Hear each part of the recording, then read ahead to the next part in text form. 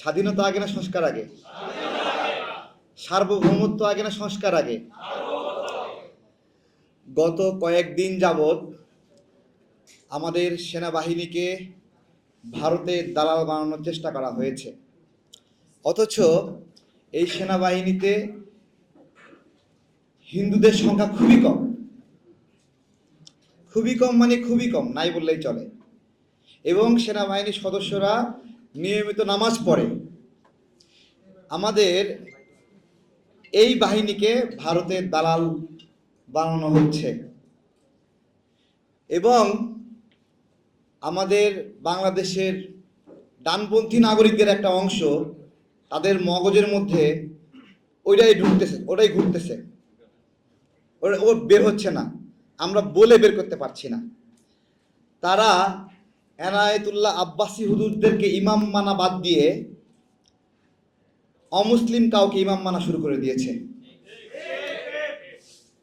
এইটা আজকে বলতে বাধ্য হলাম, কারণ ওই যে বললাম না, স্বাধীনতা আগে না সংস্কার আগে, সার্বভৌমত্ব আগে না সংস্কার আগে।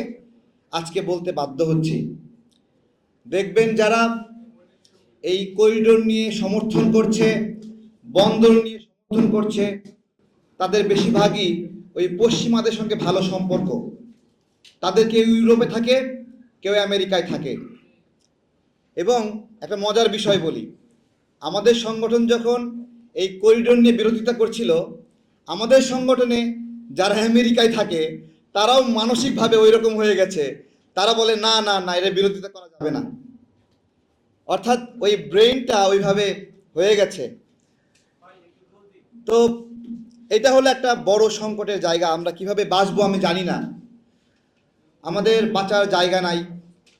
বিষয় হলো সেন্ট মার্টিন থেকে কোনো খবর আসে না এখন আর। কেন আসে না স্যার? কেন আসে না খবর কেন আসে না? খবর আসা বন্ধ করেছেন কেন? সেন্ট মার্টিনের কোনো নিউজ আসে না কেন?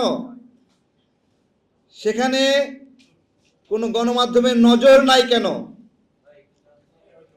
কি প্ল্যান করছেন, কি ভাবছেন, আমাদের জিজ্ঞাসা। শুধু তাই না, এই যে করিডোর নিয়ে যে আলোচনা হলো, ঠিক এই অঞ্চলে এখন এই মুহূর্তে কি হচ্ছে এই বিষয়ের কোনো নিউজও আসে না। আসে নাকি কোনো নিউজ? আরও দেখেন, আমাদের এখানে যখন 2-4 হাজার করে রোহিঙ্গা ঢুকতো, তখন নিউজ হইতো যে আজকে 10,000 ঢুকেছে, আজকে 12,000 ঢুকেছে। অথচ আমাদের কাছে ওখানে স্থানীয় বিজিবি সদস্যরা আমাদেরকে জানিয়েছে প্রতিদিন 5-10 হাজার করে রোহিঙ্গা ঢুকছে, কিন্তু কোনো গণমাধ্যমে সেই রোহিঙ্গা ঢোকার যে লম্বা লাইন, ওই লাইন আর প্রকাশ করছে না। আজকে গণমাধ্যমের ভাইয়েরা আছেন, মত প্রকাশের, সংবাদ প্রকাশের জন্য যে সীমাবদ্ধতা একে দেওয়া হয়েছে, এটা বিগত যে কোনো সময়ের চেয়ে ভয়ঙ্কর অবস্থা বিরাজ করছে। গতকালকে একটা খবর বলেছিলাম নিচে 2 তলায় প্রেস ক্লাবের, যে জুলাই গণ অভ্যুত্থানে ফাটল ধরিয়েছে ডক্টর ইউনূস, যখন একজন ব্যক্তিকে আমেরিকায় একটা মঞ্চ বানিয়ে, মঞ্চটা কোথায়? আমেরিকায়,